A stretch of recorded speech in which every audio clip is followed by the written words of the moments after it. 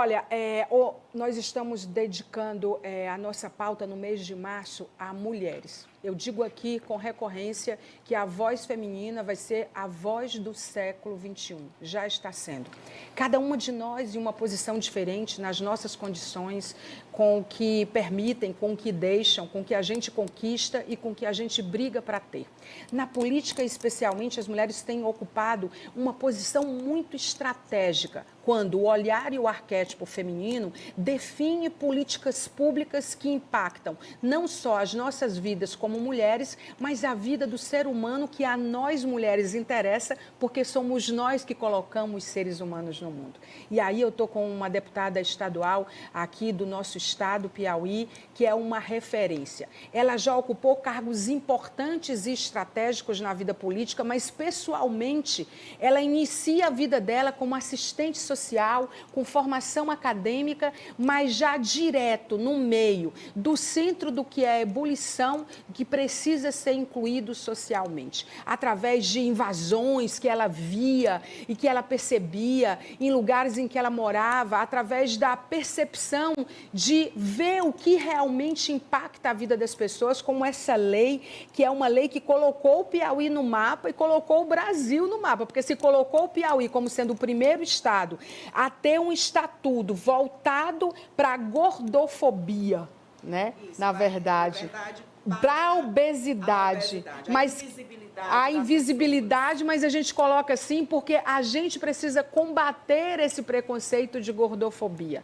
Defina gordo, defina o que é realmente um problema de saúde e que desafios as pessoas que estão cada vez mais obesas no Brasil e no mundo enfrentam. Por que não se tem uma política pública voltada para isso? E a deputada Simone Pereira, a nossa convidada aqui hoje no nosso programa, enxergou isso claramente no mandato dela e ela colocou o Piauí e o Brasil, porque o Piauí foi o primeiro estado. Então, o Brasil entrou no mapa em relação à questão da obesidade, que é uma questão séria no mundo inteiro. Então, dito isso, eu vou passar para ela. Acho que a gente tem muito o que conversar hoje, né? A deputada é de Floriano, não, ela não nasceu em Teresina, porque ela é muito atuante em várias cidades, principalmente na capital. Ela está no seu primeiro mandato como deputada estadual na nossa Assembleia Legislativa aqui no Piauí, e ela defende políticas de proteção social, de grande alcance, até porque a formação dela é de assistência social. E já ocupou cargos importantes, não só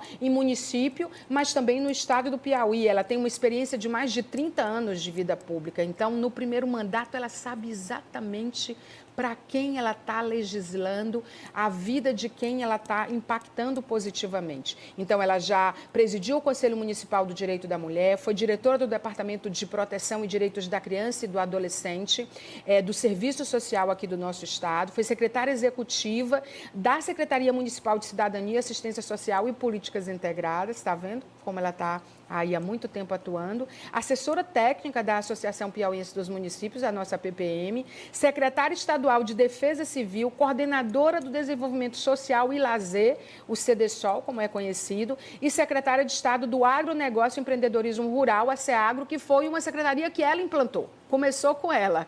Você nasceu para ser inovadora, nasceu para abrir caminhos, não é, deputada? A gente olha para a sua atuação e a gente nem começou a falar do seu interesse, da sua atuação como deputada estadual, como parlamentar, e a gente já percebe claramente que existe legitimidade na sua jornada. Isso começou de muito tempo, você nasceu para ser essa mulher, brilhar, impactar a vida das pessoas. Bem-vinda ao Falando Nisso. Obrigada, é uma honra estar aqui com você. Mas veja bem, Maia, os desafios, eles sempre aconteceram na minha vida, né? E eu sempre tive a seguinte máxima: ou eu fico lamentando e sofrendo, ou eu levanto e vou à luta e busco mudar a minha realidade. Então, assim, a minha vida sempre foi de muitos desafios. Eu me casei muito jovem, fui mãe muito jovem, né? Hoje eu já tenho, inclusive, 5 netos. E também, como a grande maioria das mulheres, tive que ser mãe e pai, né? Então, isso faz com que a gente ganhe uma força que nem a gente sabe que tem. Verdade. Né? Então, eu tinha que exercer a maternidade com muita responsabilidade e buscar ser um exemplo para meus filhos. Eu acho que o maior exemplo que a gente pode deixar é a coragem de enfrentar os desafios da vida. Não lamentar, mas enfrentar. E a gente vê que você começou na política através de movimentos sociais e movimentos comunitários que nortearam a sua atuação. Porque, assim, eu imagino que você começa como assistente social sem saber, ou pelo menos sem ter a certeza, talvez clareza, mas sem ter a certeza que seria deputada estadual depois e que começaria a ocupar cargos tão importantes e ser chamada para ocupar pastas importantes. Como isso começou? Por que você escolheu a assistência social? Veja bem, como eu falei, a questão dos desafios, né? Eu, há mais de 30 anos atrás, eu fui morar na região da Grande Pedra Mole, onde moro até hoje, né? E eu estava fazendo o meu trabalho de TCC, o meu projeto de conclusão, do trabalho de conclusão de curso na Universidade Federal. E estava iniciando um processo de ocupação do que hoje é a Vila Cidade Jardim. Que você fundou a Associação de Moradores. Exatamente. Então, o que foi que eu fiz? Eu, com medo do desconhecido, com 2 filhos pequenos, sozinha, eu decidi me aproximar daquelas pessoas. E resolvi mudar o meu tema de TCC e comecei a trabalhar em cima de organização de movimentos comunitários.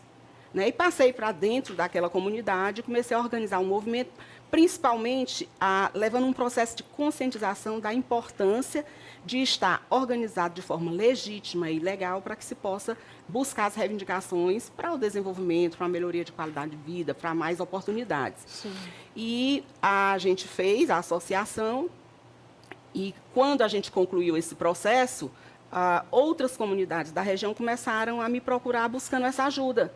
Né? Não tinha um objetivo político partidário. Foi natural. Foi natural. Por quê? Porque a gente organizava um movimento, né? Mas a gente ficava muito no campo do protesto, da indignação. Aí eu comecei a ver que, se não tivesse um envolvimento político partidário para que as portas das instituições pudessem ser abertas e as reivindicações pudessem chegar até a comunidade, a gente não ia avançar. A gente ia ficar no campo do protesto. Não adiantava protesto sem uma voz. Não adiantava. Então, foi o momento em que a gente começou essas discussões mais político-partidárias. Eu, na verdade, eu não tinha, na época, nenhuma intenção de ser candidata, de ocupar um cargo, mas de ter algum envolvimento que pudesse abrir as portas.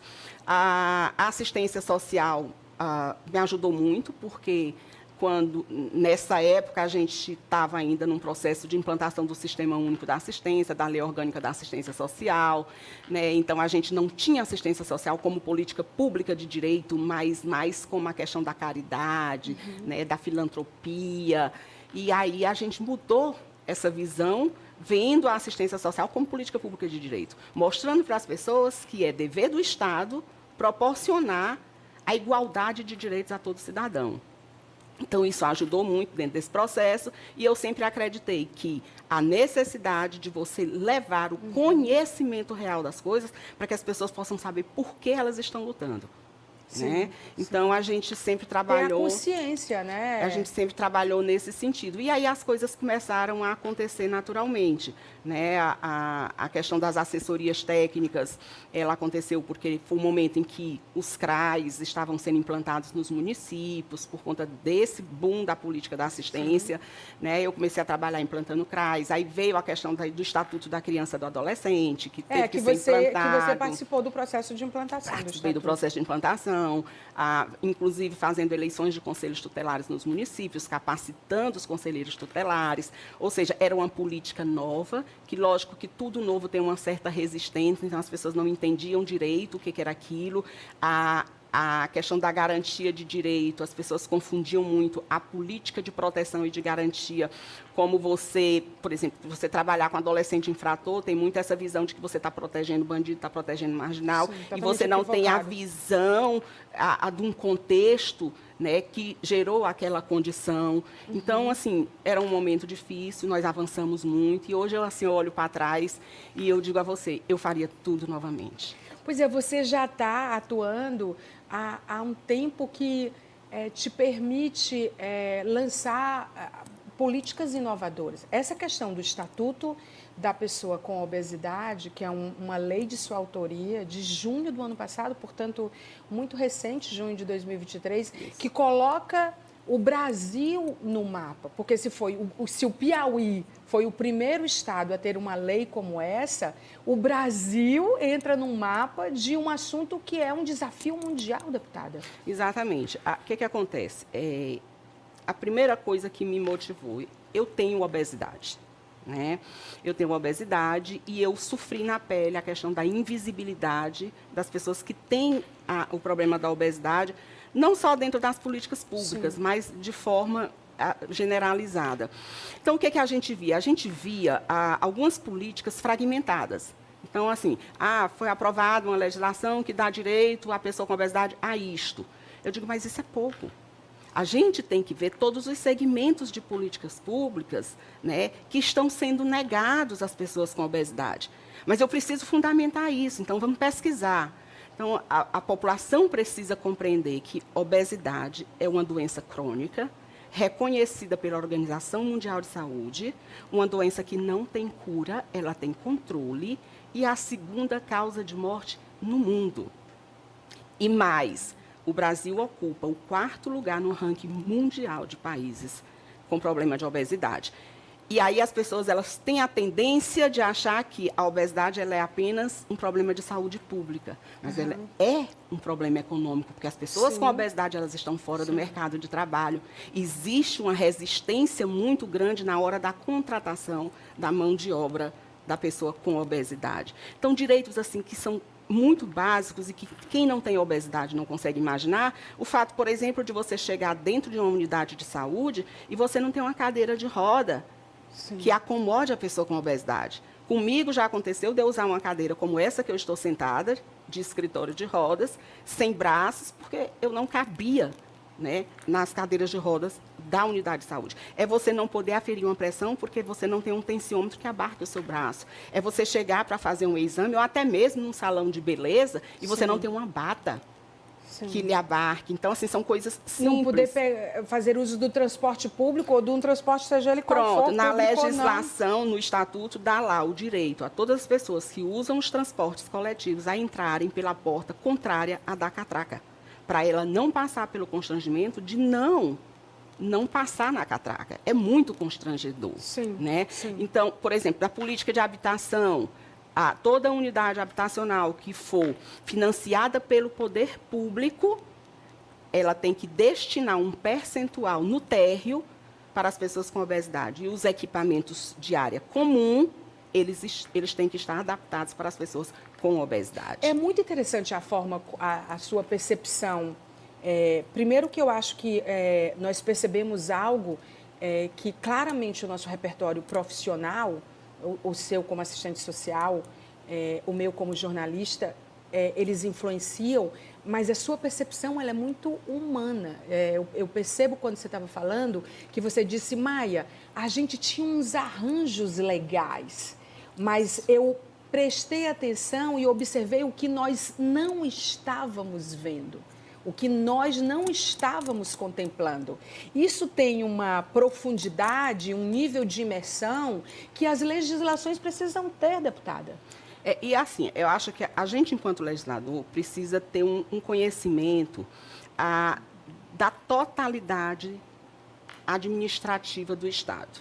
Então, por exemplo, lá no Estatuto, eu falo sobre a questão da educação alimentar ainda na primeira infância. Sim, sim. Aí vem o momento que eu estou vivendo agora.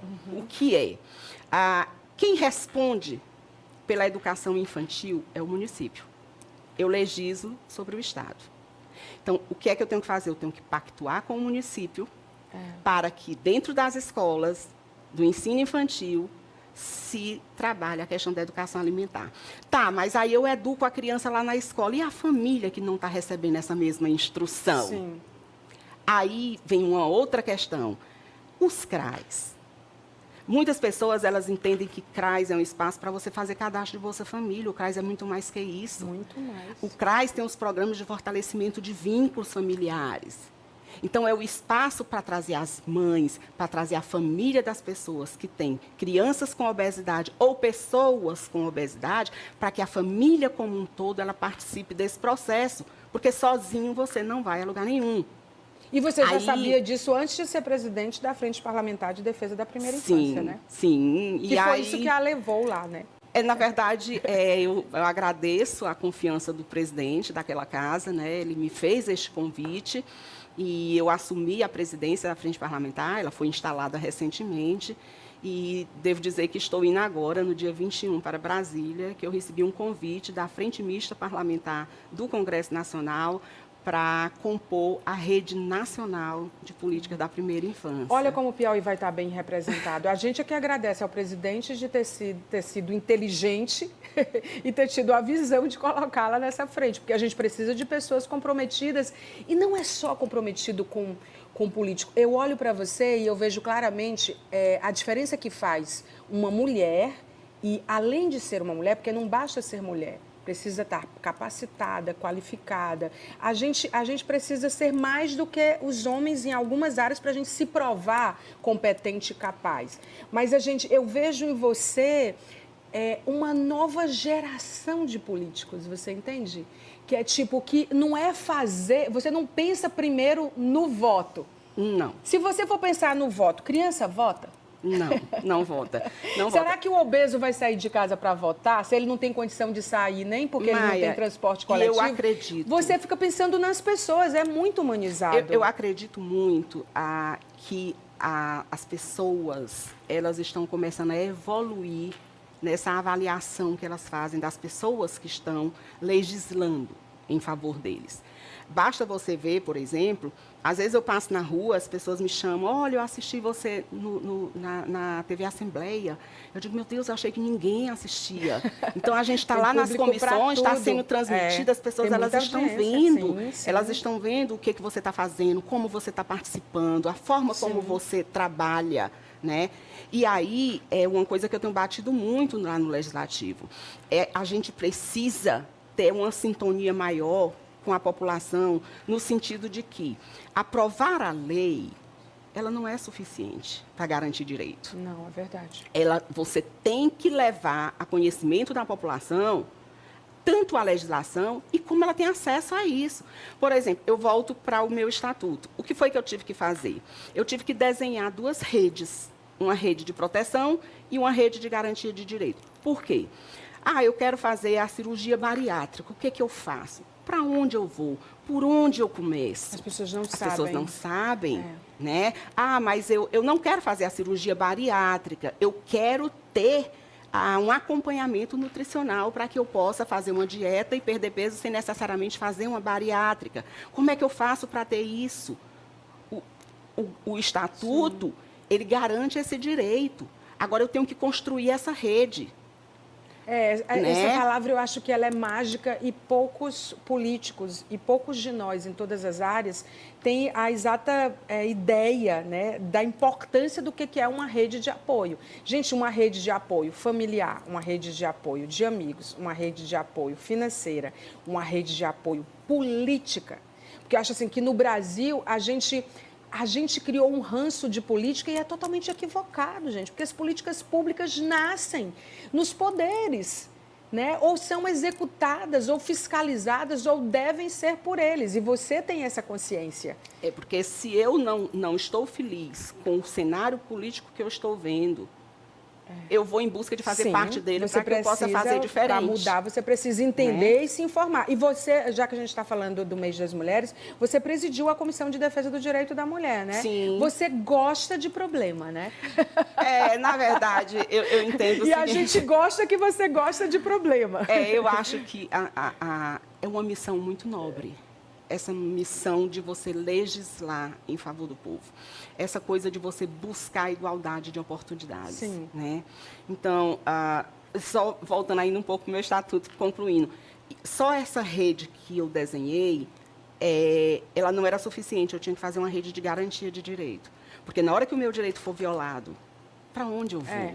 A quem eu vou recorrer? Sim, concluindo o que você estava falando da importância, então, que não basta só a lei. A gente criou as 2 redes. Agora, qual é o momento?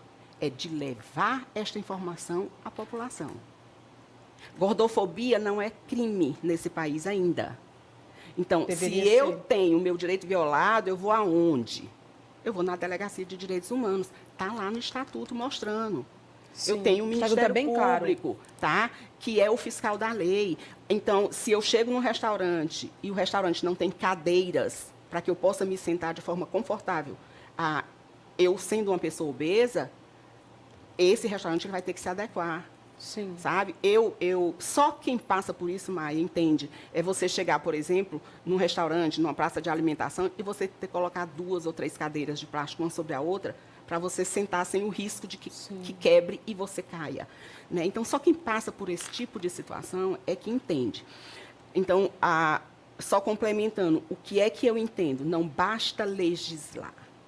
É necessário que essa legislação ela chegue até a população, não só como lei, né, mas principalmente como você ter acesso, tanto à proteção quanto à garantia de direito. E nós avançamos também na Assembleia Legislativa, porque o presidente Franzé, atendendo a uma reivindicação nossa, né, da bancada feminina, ele condensou todas as leis que existem hoje a nível do estado do Piauí num link dentro do site da Assembleia. Então, você vai lá no site da Assembleia, você clica lá, você vê todas as leis que existem de proteção e de garantia de direito à mulher.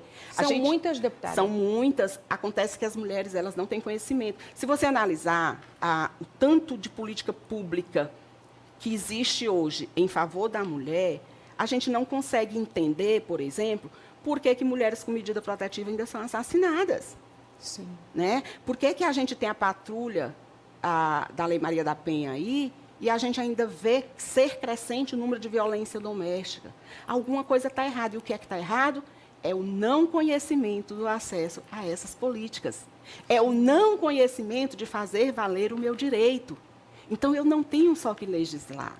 Eu tenho que legislar e eu tenho que levar ao conhecimento da população como ela vai ter acesso a esses direitos. É sem dúvida. Interessante que eu fiz uma postagem recente na minha rede social, elencando pelo menos 3, acho que 8 temas que mulheres a gente precisa conversar, pensar e agir sobre isso e denunciar. Aí eu falo da misoginia, eu falo do machismo, eu falo do estupro, eu falo do abuso, eu falo de... São coisas... Sabe o que é assim você experimentar um silêncio ensurdecedor? Porque se eu tivesse colocado uma frasezinha qualquer, coach, lá, tipo assim, as pessoas amam frases quando você toca na ferida e toca de forma muito potente, que eu penso que é o que você faz, quer dizer, trazer à tona de forma potente, você pensa a lei, você pensa a rede, você pensa quem fiscaliza, se é só municipal, como que o municipal conversa com o estadual. E aí faz a coisa acontecer, porque eu acho que a desinformação e a falta de consciência, tanto das pessoas que precisam ser beneficiadas, como das pessoas que precisam legislar, fiscalizar e dos poderes, é tanta que a gente cai num abismo, deputada. Exatamente. E aí não adianta nada você aprovar uma legislação que ela não vai, de fato, fazer efeito na vida das pessoas. Né? Sim. Eu fiquei muito feliz também, assim, porque eu fui surpreendida. Quando eu pensei no Estatuto, eu não pensava que nós seríamos a primeira lei do Brasil. Quando, de repente, você não fez com essa intenção, né? Não fiz. Quando, de repente, começou a sair na mídia e eu comecei a ser procurada por pessoas de outros estados. Eu digo, meu Deus, o que é isso? Né? Então, bom. A gente recebeu uma visita de parlamentares do estado do Ceará. Né? Querendo saber. Querendo conhecer, eles deram entrada na lei lá no estado do Ceará, me convidaram para participar de uma audiência pública e lá no estado do Ceará a lei chama-se Lei Simone Pereira. Né? Não sabia disso. E eu fiquei muito feliz, assim, porque é um estado que reconhece. Emocionada, né? Eu realmente me emocionei porque eu não tinha essa pretensão. Lei Simone Pereira no Ceará? No estado do Ceará. O Estatuto da Pessoa com Obesidade. Eu não sabia disso. Então, assim, quando eu não fiz com essa intenção. Né? Então, o reconhecimento ele veio naturalmente. E a senadora Jussara Lima ela está organizando no Senado uma audiência pública que deverá acontecer até, no máximo, maio, onde nós vamos discutir o Estatuto, porque, por exemplo, tem algumas coisas que eu não posso legislar, né? Só o Senado, só o Congresso. Por exemplo, as pessoas que fazem a bariátrica, elas têm que ter uma suplementação alimentar por conta da questão da absorção. São medicações que muitas vezes as pessoas não têm acesso. Sim. Então, as pessoas que fazem a bariátrica pelo SUS e que estão no CAD único, elas precisam receber essa medicação através do SUS. E elas não têm condição. Não tem, porque não consegue. existe uma legislação específica. Então, é necessário que o Congresso Nacional, né, ao discutir a questão do Estatuto, amplie isso. É necessário, por Sim. exemplo, legislar para que os transportes aéreos não cobrem 2 passagens das pessoas que são obesas e É um ocupam absurdo dois isso, espaços. porque eles não têm espaço para essas Né? pessoas. É um absurdo isso. Dentro do nosso estado, qualquer ônibus intermunicipal ele está privado, né, desse tipo de cobrança. Não pode. Né? Mas eu só posso legislar em favor do meu estado. Olha a diferença que faz. Você entende, internauta e telespectador no Brasil inteiro? A diferença que faz é você ter consciência do que é o seu papel. Quer dizer, é uma mulher, deputada estadual, no Piauí, fazendo a diferença no Brasil, porque ela simplesmente tem consciência da importância do que ela faz, do impacto na vida das pessoas do que ela faz. Isso é muito importante. E eu estava vendo aqui outras coisas. Equiparação salarial de assistentes sociais e psicólogos.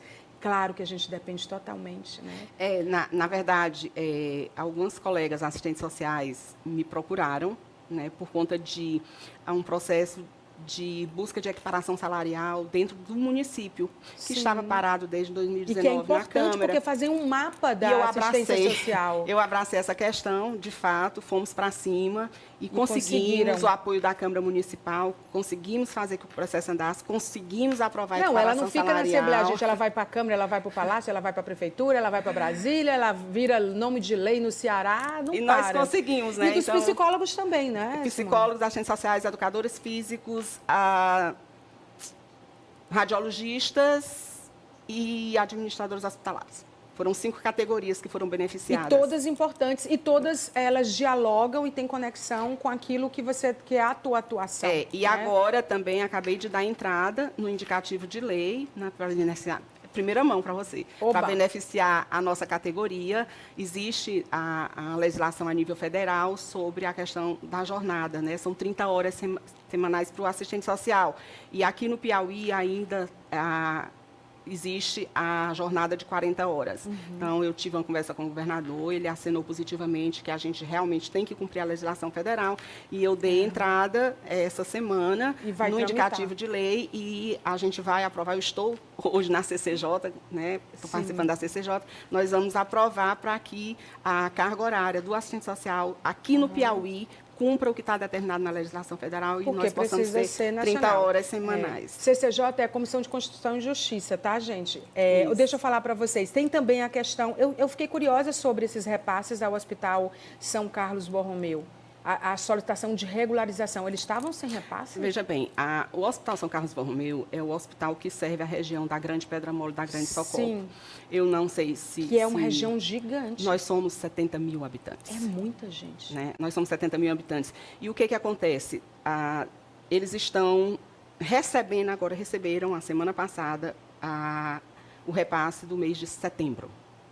Então, são servidores que estão há 3 meses sem receber. Mas né? agora, né? Então, Outubro, novembro, dezembro, janeiro, fevereiro. Isso. Eles conseguiram ainda, com o recurso deles mesmo, fazer com que esse atraso salarial fosse de 3 meses. Né? Mas a coisa começa a ficar insustentável, começa a ter problema nas questões estruturais também. Então, o que a gente fez? A gente fez uma visita ao hospital, convocamos as lideranças locais, né, a FUNACI, que era uma fundação que mudou a realidade da região da Grande Socorro, porque eles trabalham educação, assistência social e saúde. São muitas o padre frentes. Humberto, todo mundo sabe o trabalho maravilhoso que ele fez naquela região.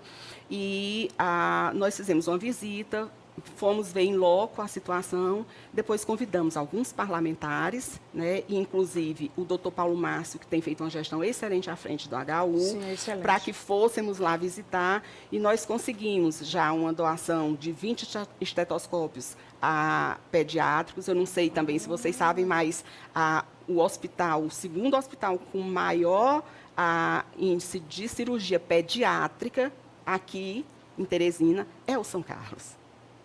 O São Carlos só perde para o hospital infantil em cirurgia pediátrica. Então, é muito importante isso. Então, a gente recebeu uma doação de 20 estetoscópios pediátricos, um novo arco cirúrgico, né? Recebemos uma doação de um aparelho de ultrassonografia, nós mobilizamos alguns parlamentares para que nós nos juntássemos e colocássemos emendas para que a gente possa mexer na questão estrutural, melhorar os banheiros, melhorar Gente, a um qualidade. hospital de referência sem estrutura. Então, a gente os realmente médicos, tem os que... enfermeiros e os funcionários estão fazendo ele ser uma referência, né? Eu costumo dizer que, para mim, o pessoal da FUNACIL, o pessoal do São Carlos, as pessoas que estão envolvidas naquele projeto que começou com o padre Humberto, eles têm um nome, resistência. É resistência. Eles são porque fortes. Não é brinquedo, não é brincadeira. Muita gente já teria desistido. Aí eu fico olhando, a gente já chegando ao final da nossa entrevista, é difícil dizer quais são as suas bandeiras, né? As verticais em que você trabalha. Mas é difícil, mas ao mesmo tempo a gente vê com muita clareza como elas estão interligadas. Olha, a gente falou aqui sobre a defesa das pessoas com obesidade, né? Nesse que foi vanguarda, que coloca o Brasil, desperta o Brasil para um assunto que é mundial, que deu a deputada, o nome da deputada no Ceará, o nome dessa lei lá é o nome da deputada Simone Pereira. Atenção à primeira infância, assistência social, né? Proteção social, garantia de direitos, que a gente fala assim, é tão bonito falar, a gente olha na Constituição, olha na Lei Universal dos Direitos Humanos, olha em muitas leis municipais, estaduais, federais, em muitos estatutos, mas na prática. Eu penso que você está olhando a prática. Né? Quando eu sempre falo que a minha bandeira, ela se resume na proteção social e na garantia de direito. Por que isso? Porque isso acaba envolvendo todos os segmentos de política pública. Sim. Então, por exemplo, uma criança que tem deficiência, ela tem direito à educação especial, né? Sim. Mas aí ela acaba tendo o direito dela violado. Então, isso é violação de direito. Quem vai garantir? Quem vai fiscalizar? É minha bandeira, garantia de direito. E outra coisa que você se preocupa é o literacy, é o letramento, é fazer com que as pessoas conheçam aquilo que elas têm direito. Que muita gente não tem noção, né? Aí tem a questão de mais mulheres na política partidária, que eu acho que você inspira nesse sentido. Acho assim, claro. Eu costumo até não ser muito, não romantizar muito. Eu costumo dizer o seguinte, se você olhar de 1932, quando nós passamos a ter direito ao voto, sim, aos dias de hoje, Maia, a gente vai entender que avanços houveram. Agora, o que a gente não pode permitir é que os espaços que foram conquistados através de lutas históricas não sejam ocupados por nós. Nós não podemos permitir que os partidos nos usem como candidatos laranja apenas para cumprir uma cota que está na legislação. Sim. E vem sendo muito debatido isso, né? E com a razão. gente precisa ocupar esse espaço. Eu vi essa semana na internet uma coisa que eu agora estou assimilando no meu discurso. O nosso papel no processo político não é distribuir santinho, não é segurar a bandeira. É participar ativamente das discussões, do processo de conscientização política. Sim. E entender que nós, mulheres, não é uma questão de gênero, é uma questão de capacidade, de compromisso e de vontade política. Né? Que a gente possa, de fato, ocupar esses espaços, para que a gente possa avançar ainda mais. Tramita no Congresso Nacional a extensão das cotas, não só para a participação na chapa, mas no assento. Para a gente conseguir ter direito a isso, é necessário que a gente participe de forma efetiva do processo político. Então, esse é um ano para a gente refletir sobre isso, abraçar essa causa e entender. Hoje, nós somos 5 deputadas com assento na Assembleia Legislativa, quando a gente sabe que mais da metade da população, do eleitorado, é mulher. Então, nem nós estamos votando em nós. Então, precisamos refletir sobre isso, assumir essa responsabilidade, porque só vai legislar em favor da mulher quem sente na pele a violação do direito e, principalmente, a exclusão que a gente sofre em todas as áreas, em todos os segmentos da vida. Em todos os âmbitos, eu acho que assim, é claro, é muito claro isso. E eu acho assim, que é tempo da gente, já passou do tempo, mas dar visibilidade a essas plataformas, sabe? Assim, e a gente precisa entender. Olha, pode parecer brincadeira, Maia, mas veja bem. Fortalece. Tem bem aqui um juiz de futebol, certo? Você vai xingar e agredir, você agride a mãe. Seu filho disso, seu filho daquilo. A esposa. Né? Para chamar um homem de corno, eu estou ofendendo a mulher, porque para ele ser corno, a mulher teve que botar chifre nele. E a gente vê isso de forma... A gente naturalizou. Naturalizou uma coisa que a gente não pode aceitar. Eu tenho depoimentos no meu Instagram de mulheres que têm obesidade e que dizem assim, eu estou depressiva, meu casamento acabou porque eu sou gorda. Não, as magras também são traídas, não é uma questão física, é uma questão de caráter. É uma questão de caráter. Né? E a gente tem a tendência de assumir essas culpas. E a gente precisa entender que não são culpas nossas.